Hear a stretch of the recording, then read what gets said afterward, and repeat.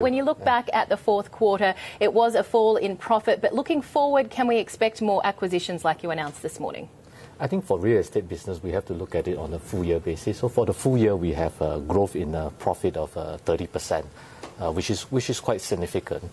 And if you look at the fourth quarter alone, obviously the profit recognition is very much tied to the number of apartments that have been handed over. So we have in fact sold quite a lot more apartments, but because these are not yet handed over, it was not recognized in the fourth quarter results. But these are really recognitions that will be taking place from 2018 onwards. So the underlying business is in good shape. So good shape, as we mentioned, you have acquired the Pearl Bank apartments, but you haven't been really aggressively going after land, I should say, here in Singapore. Is that going to change? Is your bidding strategy going to change? Not really. We have always been actively seeking opportunities in Singapore, but we maintain a very strict discipline on investment. So we want to stay very disciplined, and we only invest when we can get it at the right value. That can give us a fair level of return.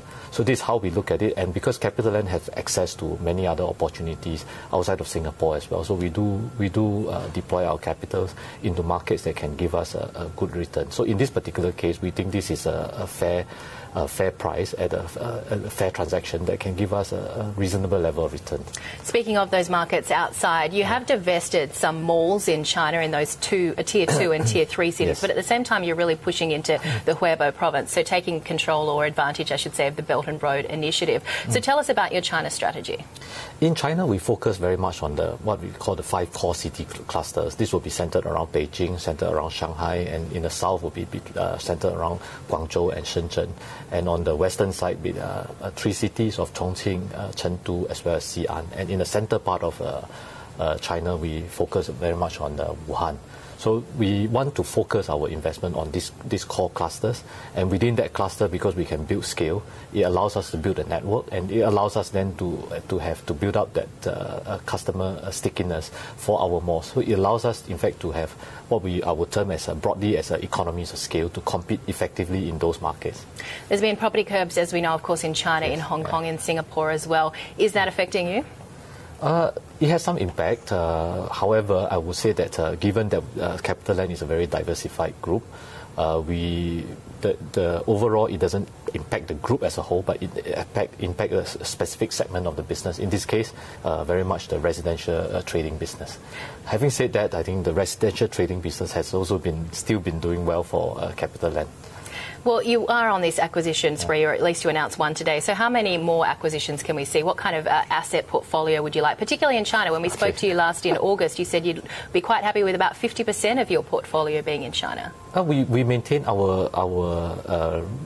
we maintain the same level of exposure. We are quite happy with that.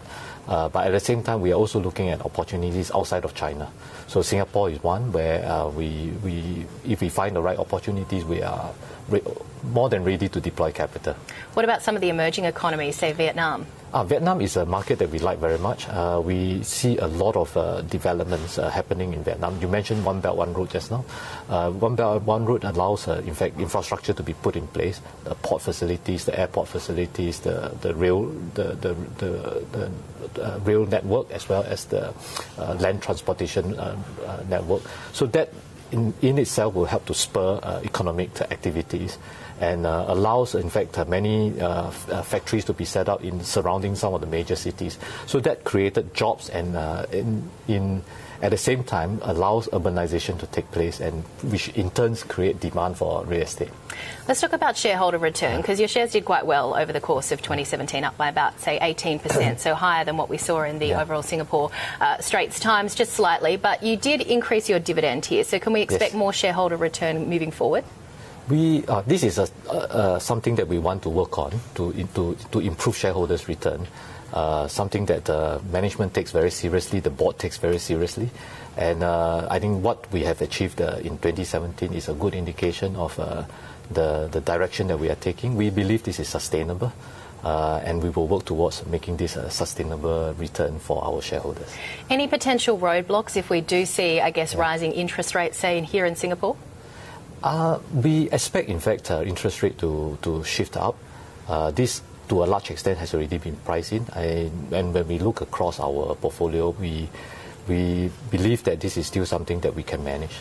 I just wanted to ask you as well, you know, fintech are very big here in Singapore. You're one company that's moved into artificial intelligence. Just tell us about Sparkle. Well, this is a very interesting aspect of Capitaland. We realize that we have, we currently in Singapore, we have about 800,000 members and about 200,000 who are very active on Capitaland. They ask a lot of questions. So we created this chatbot called Sparkle. Thank you for noticing that. And Sparkle is really trying to answer most of the questions that individual members may have on relating to our shopping malls.